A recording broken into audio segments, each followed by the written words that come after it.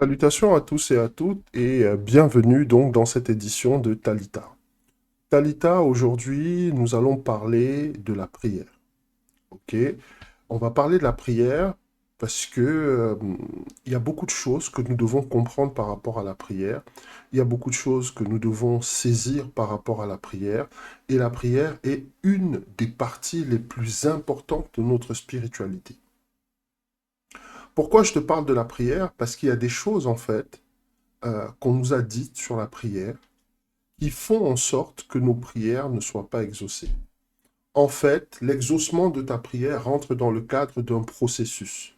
Ce processus-là, c'est celui de ta vie. Ce matin, je ne suis pas là pour te raconter ou de te donner un moyen incroyable par lequel toutes tes prières vont être exaucées. Je suis plus là pour te donner une somme d'éléments qui vont faire que tu comprennes pourquoi à certains moments de ta vie, eh bien, tu as beau prier, tu as beau jeûner, les choses n'avancent tout simplement pas. Donc, l'idée n'est pas de te décourager de la prière, mais de te motiver et de te faire comprendre que pour arriver au stade où tes prières sont exaucées, n'est-ce pas, il y a plusieurs étapes.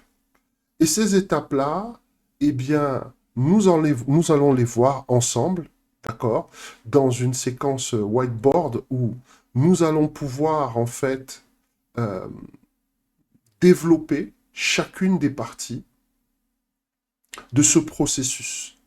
Comprends simplement que mon but, ce n'est pas de te décourager de la prière. Mon but, c'est de te faire comprendre que pour arriver au stade où tes prières sont exaucées, au stade où chaque fois que tu élèves la voix vers Dieu, eh bien, tu as un retour à tes prières. Il y a beaucoup de chemin à parcourir et je viens ici te donner quelques étapes. Donc, sans plus tarder, séquence whiteboard et nous rentrons tout de suite dans le vif du sujet. 5 raisons pour lesquelles vos prières ne sont pas exaucées. C'est la thématique de ce matin, n'est-ce pas? Et donc nous allons partager ensemble dessus. Donc ces 5 raisons, en introduction, je vais d'abord te dire quelque chose. Le Christ, en fait, Jésus, il définit, Yeshua, il définit les conditions qui donnent accès à une vie de prière réussie. Donc ça, c'est pas le fait de FW qui vient avec une théorie scabreuse, qui vient te raconter, etc. Non, on va se baser, n'est-ce pas, sur Jean 15, 16. OK? Et tu vas comprendre qu'il précise, il va souligner que pour voir nos prières exaucées, nous devons répondre à 5 exigences clés, 5 conditions bien précises. OK? Je vais lire Jean 15, 16 pour nous et tu vas comprendre tout de suite. Jean 15, 16, ce n'est pas vous qui m'avez choisi, mais c'est moi qui vous ai choisi et établi afin que vous alliez et que vous portez du fruit et que votre fruit demeure, afin que ce que vous demanderez au Père en mon nom, il vous le donne. OK? Alors, quelles sont ces 5 conditions? Quelles sont ces 5 conditions que nous devons remplir? Parce que nous avons fini par comprendre que notre Dieu est un Dieu d'alliance. Derrière une alliance, il y a toujours des commandements, il y a toujours des statuts, il y a toujours des conditions. Et si tu ne comprends pas ces conditions, ce qui va se passer, c'est que tu vas marcher, n'est-ce pas, dans la vie, tu vas marcher dans ta spiritualité, toujours en bénéficiant de la grâce, sans jamais expérimenter la plénitude de la volonté de Dieu. Ça, c'est la condition de 99% des chrétiens que nous sommes. Nous, on nous a dit, et je pense que tu vas me rejoindre là-dedans, ah, mais quand tu pries, il suffit de demander au nom de Jésus et puis tu vas avoir une réponse. Mais beaucoup d'entre nous ont fait des demandes au nom de Jésus, il n'y a jamais eu de réponse. Beaucoup d'entre nous ont fait des demandes au nom de Jésus, la situation même a été pire. Donc en préambule, qu'est-ce que je suis là pour te dire? C'est qu'il est important pour toi de connaître ces 5 conditions pour pouvoir rentrer dans une vie de prière puissante et victorieuse. Avançons. On va décortiquer Jean 15, 16, parce qu'on va rester dans la parole. Ok? Jean 15, 16. Ce n'est pas vous qui m'avez choisi, mais c'est moi qui vous ai choisi. Ça, c'est d'abord la première condition. Ce n'est pas vous qui m'avez choisi, mais c'est moi qui vous ai choisi. C'est la première condition. Il n'y a pas de hasard dans la maison de Dieu. Je répète, il n'y a pas dans la maison de Dieu de hasard. Si tu es dans la maison de Dieu, ça veut dire que Christ t'a choisi. Ne pense pas que tout le chemin que tu as fait pour arriver dans la maison de Dieu, eh bien, c'était vraiment une affaire de hasard, c'était vraiment une affaire de chance, c'était vraiment une affaire de coïncidence, d'accord? Parce que ce n'est absolument pas le cas. On n'est pas en train de parler de coïncidence dans la maison de Dieu. Du tout. Notre Père ne joue pas au dé. C'est quelqu'un qui a un plan et un plan bien précis. Il ne jette pas des dés et puis il attend que ça se passe. C'est pas comme ça qu'il fonctionne, ce monsieur. Donc, si tu es dans la maison de Dieu, c'est pas par hasard. Ça, c'est le premier point. Et nous allons revenir point par point. Tu dois être choisi. Je répète, tu dois être choisi. Arrêtez de dire aux mondains que oui, écoutez, il suffit de demander au nom de Jésus et vous allez recevoir. Quelqu'un qui est dans le monde n'a pas ce type de prière-là à faire. Il doit d'abord commencer par se repentir et à se soumettre à Dieu. Dieu n'est pas là pour encourager la rébellion. Nous allons avancer. Mais c'est moi qui vous ai choisi et établi. Ce n'est pas par hasard si autour de toi, les gens, n'est-ce pas, sont fatigués de t'entendre parler de Christ. On est en train de parler de témoignage. Établi, ça veut dire que c'est un fait. Tu es déjà défini comme étant une personne de foi. Tu es déjà défini comme étant une personne qui marche avec Christ. Tu es déjà défini, établi, ça veut dire que tu es assis. Assis dans quoi? Assis dans la parole. Assis dans quoi? Assis dans ses commandements. Assis dans quoi? Assis dans ses statuts. Assis dans quoi? Assis ou assise dans son Shabbat. Et maintenant que tu as commencé à recevoir la parole, on te donne un autre passage afin que vous alliez. Donc, une fois que tu as été établi, tu dois partir. Et je te dis, nous allons revenir sur chacun de ces points avec beaucoup de précision. Que vous portez du fruit, ça va être l'autre partie. Et ensuite, il ne faut pas se contenter de porter du fruit. Il faut que votre fruit demeure. OK? Et c'est là que nous arrivons à la fin, afin que ce que vous demandez, alors je suis allé un peu vite au niveau des slides, afin que ce que vous demanderez au nom de mon Père, il vous le donne. Comme nous avons parlé de plein de choses, je fais un récap très simple. Premier point, 5 étapes majeures, 5 conditions qu'il faut remplir. Tu dois être choisi par lui. Ce n'est pas moi, ce n'est pas vous qui m'avez choisi, mais c'est moi qui vous ai choisi. Tu dois être établi par lui. Deuxième étape, deuxième condition. Mais c'est moi qui vous ai choisi et établi. Troisième condition, vous devez accepter votre mission. Je sais que ça fait un peu Mission Impossible avec Tom Cruise, cette mission, si vous l'acceptez, etc., etc. Mais c'est le cas. On reviendra certainement dans une édition de Deux poids, deux mesures ou de Maranatha Times pour reparler de Mission Impossible et de Tom Cruise et de ce que cela représente sur le plan spirituel pour les fans et les fidèles, on va dire, de cette franchise hollywoodienne qui est Mission Impossible et qui avant était un show télévisé et puis est devenu un film. Mais revenons à notre sujet. Quatrième étape majeure, vous devez porter des fruits qui durent. Donc là, on est déjà dans quelque chose de beaucoup plus construit. Et je t'ai dit, on va développer chacun de ces points. Hmm? Afin que vous alliez, que vous portez du fruit et que votre fruit demeure. Et là, on rentre dans la 5e condition, qui est de demander à son nom pour pouvoir recevoir. OK. Donc, on rentre en détail maintenant. Et c'est peut-être à ce moment-ci que moi, je te recommande de prendre des notes. Euh, la première condition, c'est que tu dois être choisi par lui. Je te donne le support biblique. Jean 6, 44. Nul ne peut venir à moi si le Père qui m'a envoyé ne l'attire.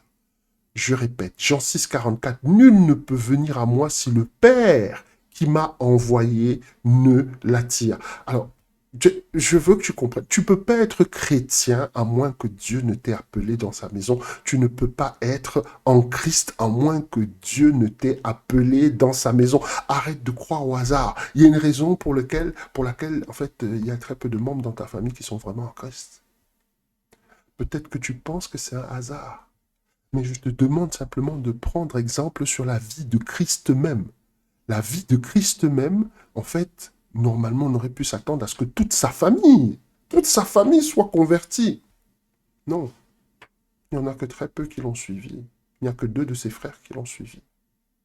Ok? Compréhension. On ne peut pas être chrétien à moins que Dieu nous appelle dans sa maison. Jérémie 1,5. Avant de te former dans le ventre de ta mère, je te connaissais, et avant que tu ne sois né, je t'ai mis à part.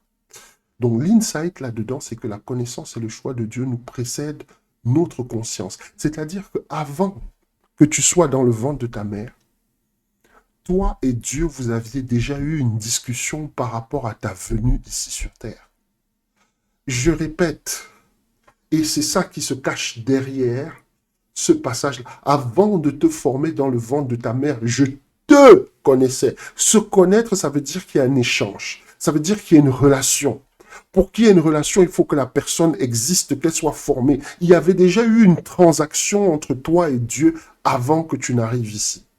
Le problème, la raison pour laquelle nos prières ne sont pas exaucées, c'est que nous pensons que nous sommes dans la maison de Dieu par hasard. Donc on n'a même pas la foi. Parfois on prie juste comme ça. On croit que le simple fait que nous soyons dans sa maison, c'est un hasard. Donc quand on reçoit les enseignements, c'est par hasard. Quand on reçoit des révélations, c'est toujours par hasard. Et puis quand on prie et qu'on est exaucé, c'est aussi par hasard. C'est un processus. Mais ton mental doit changer aujourd'hui au nom de Christ. Ok? Nous avançons. Et je t'explique ici que la connaissance et le choix de Dieu nous précèdent dans notre propre conscience, soulignant que ses plans pour nous sont intentionnels. Arrête de croire que tu vis par hasard. Arrête de croire que tu es là par hasard.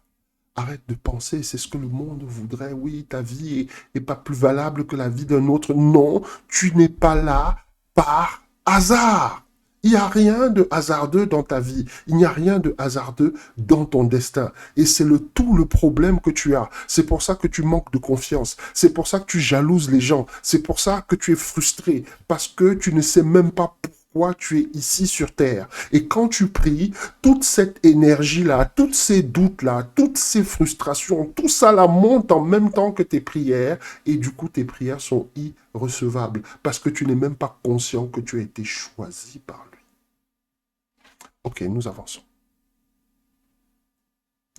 Et s'il y a une chose que tu dois retenir par rapport à cette première étape, c'est que tu n'es pas en Christ par hasard. Ok? Tu n'es pas en Christ par hasard. C'est pas le fait du hasard, s'il te plaît. Arrête de te référer au hasard. De penser que, oui, bon, comme ça un jour, par hasard, la parole de Dieu a touché ton cœur, ça a changé ta vie, tu as décidé de te détourner de tes anciennes voies, etc. Tout ça, c'était du hasard. Et si c'est par hasard, pourquoi est-ce que tout le monde dans ta famille n'est pas sur le même mode? Si c'est du hasard, pourquoi tout le monde dans tes relations n'est pas du même mode? Pourquoi, si c'est du hasard, pourquoi est-ce que tous les gens qui ont ton expérience, qui ont ton vécu, qui vivent dans le même quartier que toi, qui sont de la même classe sociale que toi. Pourquoi tous ces gens-là, n'est-ce pas, n'expérimentent pas la même chose que toi? Pourquoi tu es la seule personne qui a cru? Tu n'es pas en Christ par hasard. Ok? Ça, c'est une des premières raisons pour lesquelles nos prières, en fait, ne montent pas. On pense que c'est du hasard. Oui, on pense qu'on est dans la maison de Dieu par hasard.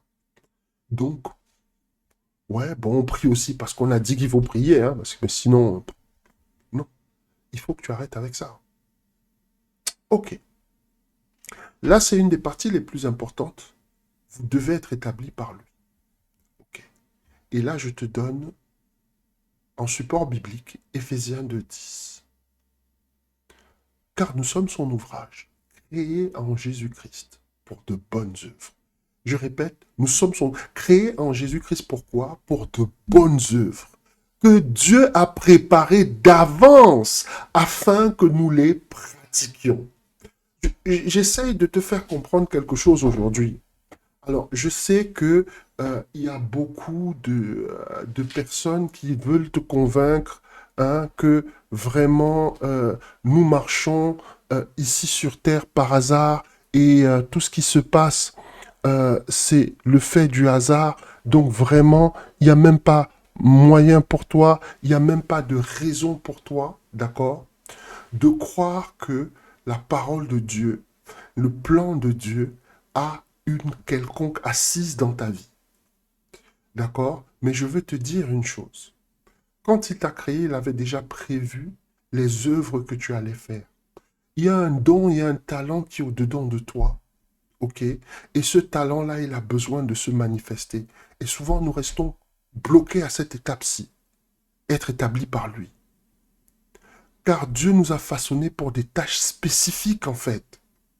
Et il y a des missions qui sont déjà prédestinées, c'est-à-dire avant que tu sortes du ventre de ta mère. C'est pour ça que quand il parle au prophète Ésaïe, il dit, mais avant même que je t'avais déjà établi prophète des nations.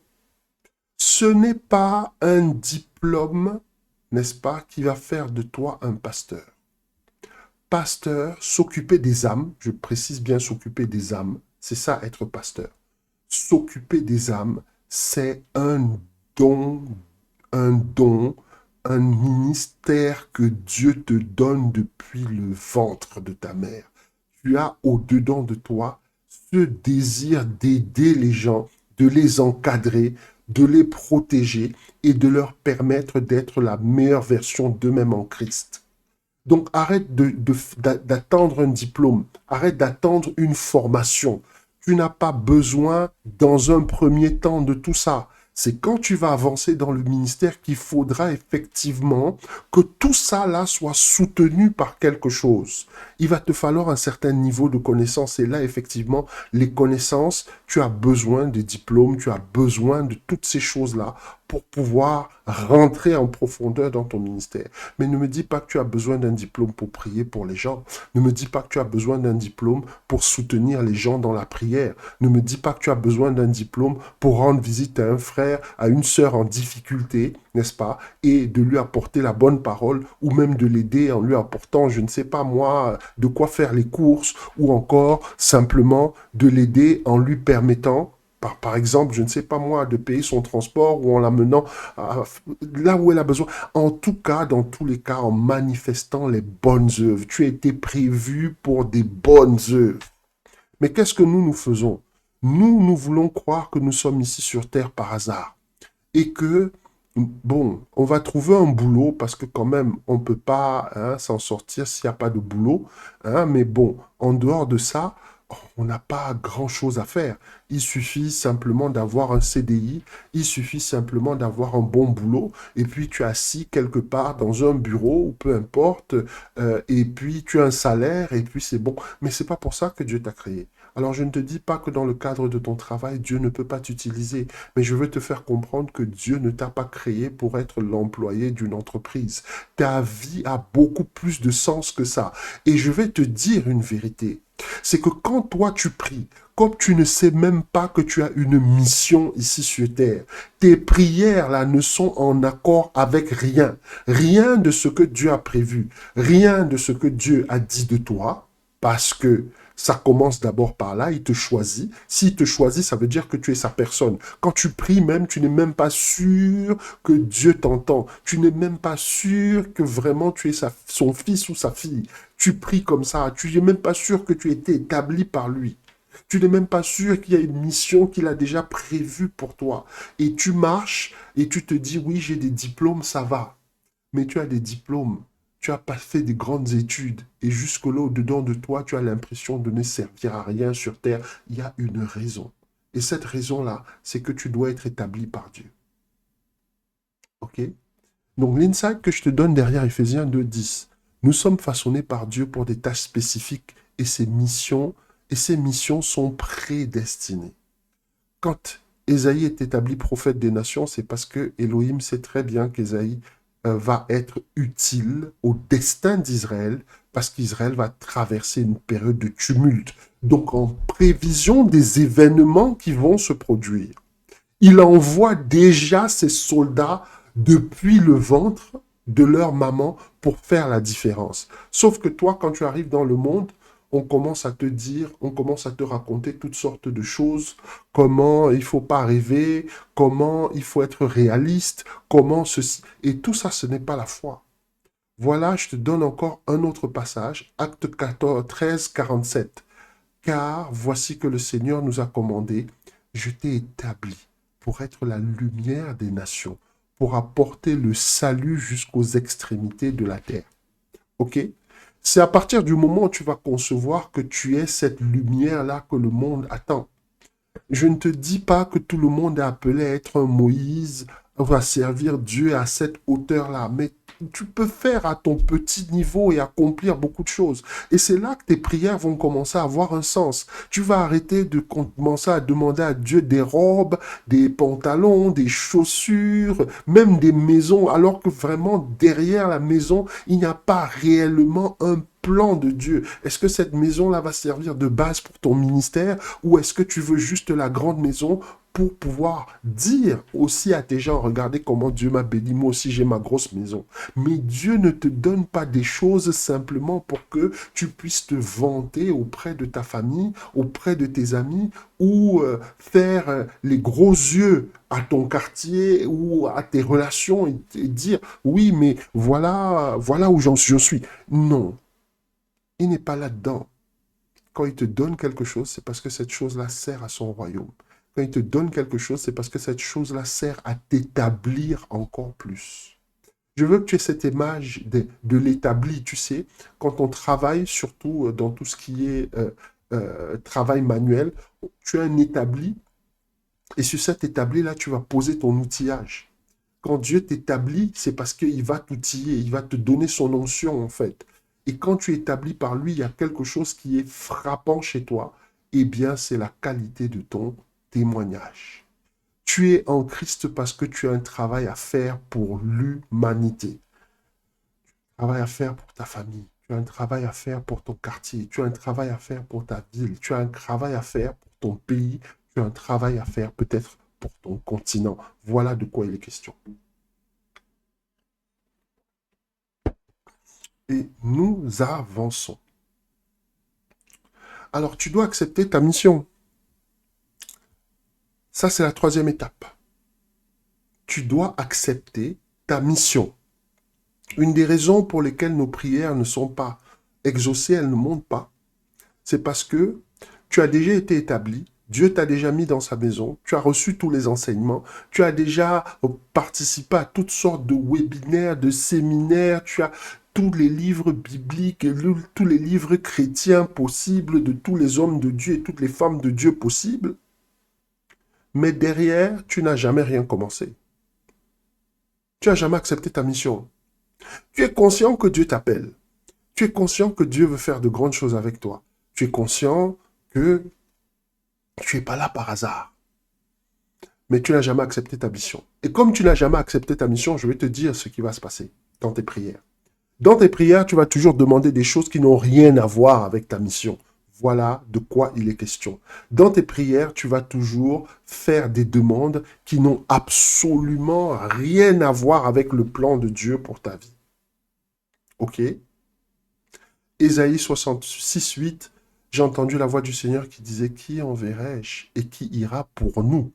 J'ai répondu, me voici, envoie-moi. Si toi aussi tu peux répondre, me voici, envoie-moi, d'accord? Beaucoup de choses vont se passer dans ta vie.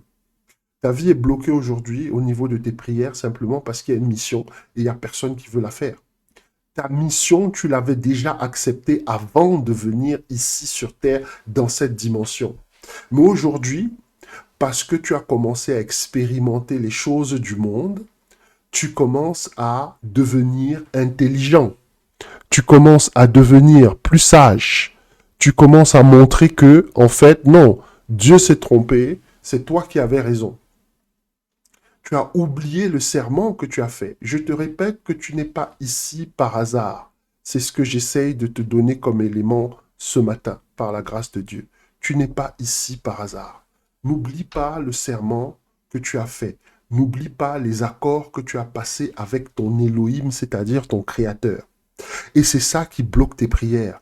Parce que tu es ici en train de prier, mais en réalité, tu n'as rien à faire, en fait, de ce que Elohim veut, de ce que son royaume veut, de ce que le monde attend de toi. La parole nous dit que la création souffre des douleurs de l'enfantement. Souffrir des douleurs de l'enfantement, ça veut dire quoi? C'est-à-dire que la création a envie d'amener à l'existence des choses qui n'existent pas. Des choses positives, des choses excellentes, mais elle attend la révélation des fils de Dieu.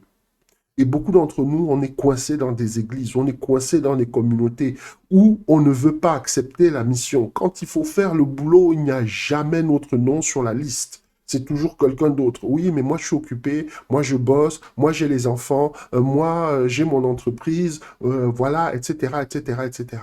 Mais toutes ces choses-là, c'est pas Dieu qui te les a données. Est-ce que tu sais qu'un jour, il peut te les enlever?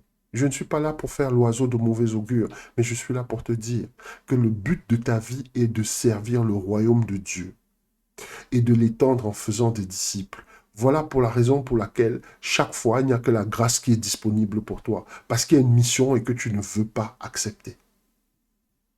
Nous avançons. Tu dois accepter cette mission, pas te contenter de l'entendre. Beaucoup d'entre nous se contentent d'entendre la mission et puis, une fois qu'ils ont entendu, bon, ben, c'est bon, j'ai entendu, et puis, bon, on verra. Alors oui, quand j'aurai construit ma maison, quand les enfants seront... Oui, c'est d'abord... Oui, il faut d'abord que j'ai un boulot. Pour servir vraiment Dieu, il faut que j'ai un boulot. Dieu te donne le boulot. Ah oui, maintenant que j'ai le boulot, vraiment, j'arrive même pas à mettre de côté. Quand Dieu m'aura donné la maison, je pourrais même déjà économiser au niveau du loyer, donc je pourrais servir Dieu. Et puis Dieu te donne la maison.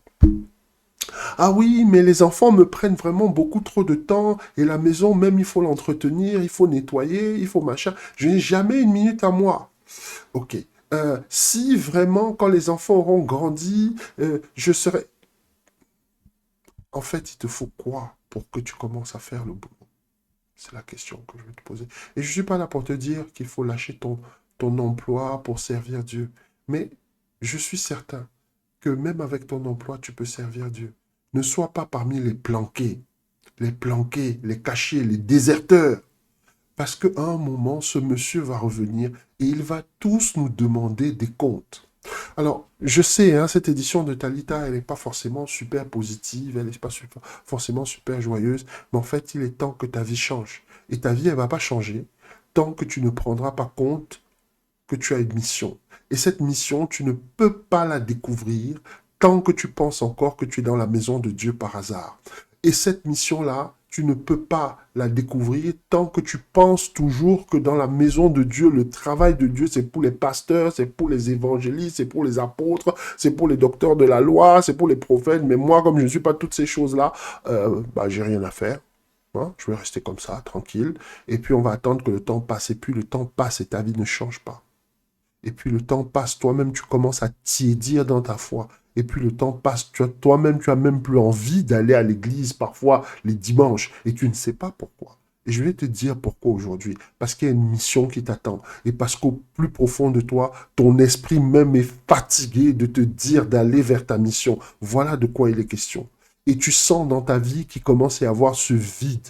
ce vide à l'intérieur de toi que tu ne comprends pas. Ça veut dire que les sorties avec les amis, ça te dit plus rien. Les fringues, les vêtements, les costumes, les belles montres, les choses comme ça, tout ça, ça ne te dit absolument plus rien.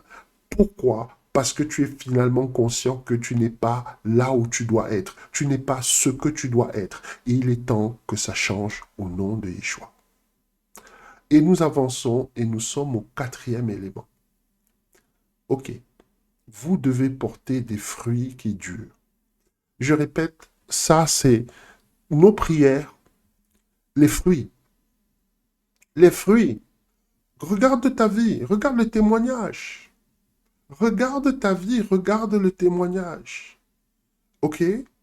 En support biblique, je te donne Matthieu 7, 17 à 18. Tout bon arbre porte de bons fruits, mais le mauvais arbre porte de mauvais fruits. Un bon arbre ne peut pas porter de mauvais fruits et un mauvais arbre ne peut pas porter de bons fruits. Nos vies sont identifiables par les fruits que nous produisons. J'essaye de t'expliquer ça d'une façon vraiment très simpliste. Quand tu rentres dans la présence de Dieu et que tu commences à prier, il faut que tu sois conscient d'une chose. La façon dont tu mènes ta vie détermine aussi la façon dont Dieu va t'entendre et t'écouter. Je te dis, la façon dont tu mènes ta vie détermine la façon dont Dieu va t'entendre et t'écouter. Tu ne peux pas être la personne, n'est-ce pas, à qui a emprunté de l'argent à tout le monde, ok, n'a jamais rendu un seul centime et qui se tient dans la présence de Dieu pour une percée financière. Tu veux tromper qui?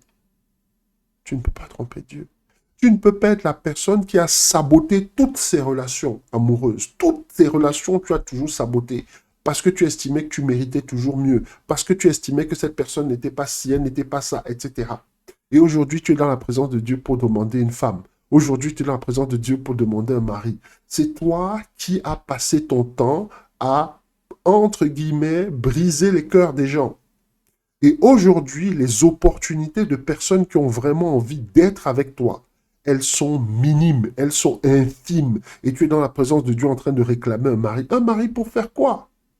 Tu es dans la présence de Dieu pour réclamer une femme. Une femme pour faire quoi? Pour faire ce que tu as déjà fait auparavant? Les fruits sont où? Quelle est la relation que tu as déjà réussie? Tu es la personne, oui, au boulot, j'ai pas de promotion, mais au boulot, ça se passe mal. Personne n'arrive à te supporter, en fait. Je ne te dis pas que tu dois t'entendre avec tout le monde. Oh mon Dieu, c'est pas mon but du tout. C'est pas ce que je suis en train de te dire. Mais il est quand même surprenant que personne n'arrive à s'entendre avec toi. Ton caractère est insupportable. Tes manières sont intolérables. À un moment donné, il faut que tu comprennes. Et ne me dis pas, oui, je comprends pas, mais ma vie de prière, c'est pas ça. C'est normal que ce soit pas ça. Où sont les fruits? Où sont les fruits? Jean 15, 5. Je donne un autre support. Je suis le cep, vous êtes les sarments. Celui qui demeure en moi et moi en lui porte beaucoup de fruits, car sans moi, vous ne pouvez rien faire. Ok? Demeurer en lui et lui en toi. Ça veut déjà dire que entre toi et Yeshua, il y a entre toi et la parole, entre toi et les commandements, entre toi et les Shabbats, il y a une relation qui est presque fusionnelle. J'en profite pour parler ici des Shabbats. On aura très certainement dans le cadre de nos webinaires, un webinaire spécial Shabbat, où j'expliquerai en détail pourquoi le Shabbat. Pourquoi est-ce que Dieu établit ce magnifique instrument qui s'appelle le Shabbat? Et pourquoi ceux qui l'utilisent et qui savent s'en servir récoltent les bénéfices liés au Shabbat? Ok? Je suis le cep, vous êtes les sarments. Celui qui demeure en moi et moi en lui porte beaucoup de fruits, car sans moi, vous ne pouvez rien faire. Plus tu es proche de Dieu, plus tu produis. Être proche de Dieu, ça veut dire qu'à un moment donné, le mauvais comportement doit s'arrêter. À un moment donné, les calomnies doivent s'arrêter. À un moment donné, la jalousie doit s'arrêter. À un moment donné, les médisances doivent s'arrêter. À un moment donné, les insultes, toutes ces choses que nous faisons là, ça doit s'arrêter parce que les fruits sont importants. Alors, je ne dis pas que dans un moment de colère, on ne va pas avoir un mot déplacé, etc., etc., etc. Ce n'est pas ce dont je parle. Je parle de personnes qui ont déjà établi ça comme mode de fonctionnement. Il y a des personnes qui sont incroyablement violentes, que ce soit en parole, que ce soit en acte aussi. Et ce sont ces mêmes personnes qui sont dans la présence de Dieu pour demander à Dieu des bonnes choses et des grandes choses. Mais Dieu ne va pas te donner ces choses-là. Parce que s'il le fait, il va te perdre complètement. Et donc la cinquième condition, et là, comme je te disais, tu dois avoir un témoignage en rapport avec la foi que tu confesses. Et là, nous arrivons à la cinquième condition, c'est-à-dire demander à son nom. Et là, je pense que c'est un des passages les moins bien compris. C'est pour ça que je vais, par la grâce de Dieu, te donner un certain nombre d'éléments. Demandons en son nom, ce n'est pas seulement dire que je te demande ceci au nom de ton Fils Jésus. Qu'est-ce que la Bible nous dit? Jacques 4,3. Vous demandez, vous ne recevez pas parce que vous demandez mal. Ça souligne l'importance de nos intentions. Demander au nom de quelqu'un. Ce n'est pas seulement mettre le nom de la personne devant notre demande. C'est demander dans l'esprit aussi de cette personne-là. J'espère que je rends avec beaucoup on va dire, de clarté le message du Christ ici, par ta grâce. Il me donne vraiment les mots. Saint-Esprit, donne-moi les mots pour que je puisse donner à ton peuple ce dont il a besoin. Ce que tu dois comprendre, c'est que tu ne peux pas seulement venir dans la maison de Dieu réclamer des millions et des milliards. Tu ne peux pas te mettre dans sa présence. Tu dois demander en son nom, c'est-à-dire avec son esprit, c'est-à-dire avec sa mentalité. Il faut qu'il y ait une adéquation entre ce que tu demandes et l'esprit de Christ. Parce que tu demandes en son nom.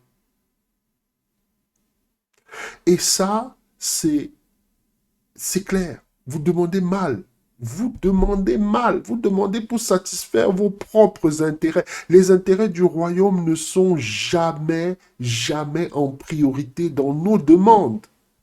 Quand on demande, c'est toujours dans des buts égoïstes. Quand on demande, c'est toujours dans des buts égocentriques. Quand on demande, c'est toujours dans des buts, n'est-ce pas, à favoriser notre personne au détriment de l'intérêt général. Or, Christ a toujours été quelqu'un qui a favoriser l'intérêt général au détriment de sa personne. Il n'avait aucune raison d'aller sur la croix. Il n'avait aucune raison, n'est-ce pas, de se sacrifier pour nos péchés. Mais il l'a fait. Et s'il l'a fait, c'était pour nous donner le message que nous aussi, nous devons porter, entre guillemets, le fardeau de quelqu'un. Nous aussi, nous devons porter, entre guillemets, le fardeau de quelqu'un. Voilà de quoi il est question aujourd'hui. Et beaucoup de gens vont essayer de tordre ce message. Beaucoup de gens vont essayer de transformer ce message-là en ce qui n'est pas. Mais la réalité, elle est très simple. En fait, la réalité, c'est que nous devons marcher selon le plan que Dieu a conçu pour nous. Et nous devons demander avec l'esprit que ce que nous sommes en train de demander là, eh bien, c'est en harmonie avec ce que Dieu attend de nous. Et ça, tu peux faire ça que quand tu es dans la mission que Dieu a prévue pour toi. Tu vois, là, tu commences à avoir d'autres besoins. Tu pourrais demander des habits pour toi, mais tu vas te retrouver en train de demander du matériel. Tu vas te retrouver en train de demander beaucoup plus d'intelligence. Tu vas retrouver en train de demander beaucoup plus de sagesse. Tu vas te retrouver en train de demander une onction qui te permet d'aider le peuple à faire exactement comme Salomon a fait. Salomon est devenu incroyablement riche parce que ce n'est pas la richesse qu'il a d'abord demandé. Or, nous sommes dans un monde où tout est devenu matérialisme. Donc, on t'encourage à chercher le matériel. Et je vais te dire la vérité, plus tu vas chercher le matériel dans la présence de Dieu, moins le matériel va te suivre. C'est une triste réalité. Alors, qu'est-ce que je pourrais te dire? Demander en son nom, c'est avoir des intentions qui sont en rapport avec sa pensée et sa volonté. Voilà toutes ces choses-là qui tuent nos prières. Donc en conclusion, pour revenir, qu'est-ce que je pourrais te dire, puisque nous sommes au terme de ce partage. Ben, en conclusion, ben, je pourrais te dire qu'il y a ces 5 choses dans lesquelles nous devons marcher. Il y a ces 5 étapes que nous devons parcourir. D'accord? Et souvent, beaucoup d'entre nous, nous restons coincés à une étape. Nous restons coincés à 2 étapes. Nous restons coincés à des endroits, en fait, où malheureusement, je dis bien malheureusement, on ne va pas avoir accès à ces prières-là où tout ce que nous demandons, nous le recevons. OK? Parfois, nous sommes vraiment bloqués, en fait, dans notre marche en Christ. Pourquoi? Parce que, je répète ici, la première étape, tu dois être choisi par lui. La deuxième étape, tu dois être établi. La troisième étape, tu dois accepter ta mission. Et nous sommes parfois coincés à cette étape-là parce que on n'a pas envie d'y aller, on n'a pas envie de faire ce boulot. Tu as déjà reçu des rêves incroyables où tu étais en train de prier devant toute une assemblée, où tu étais en train d'enseigner devant toute une assemblée. Et ces rêves-là, tu les as classés dans un coin de ta mémoire et tu penses que ces rêves-là sont survenus par hasard. Alors que je suis en train de te dire que depuis le ventre de ta mère, Dieu te connaissait. Depuis le ventre de ta mère, Dieu t'avait déjà choisi et qu'il a piloté le projet de ton arrivée ici sur Terre bien avant même que ta mère ou ton père n'imagine avoir un enfant. Donc arrête de croire au hasard. Le hasard n'existe pas. Ensuite, après la mission, il faut porter des fruits et des fruits qui durent. Et là, maintenant, quand tu vas demander à son nom, eh bien, les choses vont se passer, en fait. Et quand je parle de demander en son nom, c'est demander dans son esprit. C'est pas juste à coller le nom de Yeshua devant toutes les demandes les plus farfelues que, n'est-ce pas, ton âme va solliciter ou ton cœur ou tes besoins. C'est pas ça, en fait. C'est quelque chose de beaucoup plus complexe. C'est être dans l'esprit de Yeshua. C'est être dans l'esprit de la parole quand tu demandes et quand tu marches avec lui. Voilà de quoi il est question. Donc, c'est ici que nous allons terminer notre partage, notre édition de Talita. Avant de se séparer, nous allons prier ensemble. Tu vas dire, Père éternel, je te rends grâce et je te remercie pour la parole que tu m'as communiquée au travers de ton serviteur. Merci de me soutenir. Merci de me fortifier. Merci de me permettre d'avancer dans la connaissance des choses qui bloquent mes prières, dans la connaissance des choses qui m'empêchent d'accéder à une vie de prière vraiment victorieuse. Je te remercie de m'éclairer. Je te remercie de me fortifier. Je te remercie de m'enseigner encore plus par ton esprit afin que je devienne cette personne que tu as ointe avant qu'elle fût formée dans le ventre de sa mère. Au nom de Yeshua, j'ai prié. Amen. Voilà les amis, bah, c'est tout pour cette édition de Talita. On se retrouve très très prochainement. Alors avant de se séparer, deux choses. Euh, N'hésite pas à t'abonner, n'hésite pas à liker, n'hésite pas à partager. Et puis surtout, nous avons toujours notre webinaire en replay, celui Quand Dieu te restaure. Et bien sûr, nous avons aussi l'autre qui est déjà programmé pour la fin de ce mois, où nous allons rentrer encore plus en profondeur dans la parole. Je te donnerai les affichettes et puis toute la pub nécessaire à la prochaine édition de Talita. D'ici là, prends soin de toi et que sa main te garde. À très bientôt.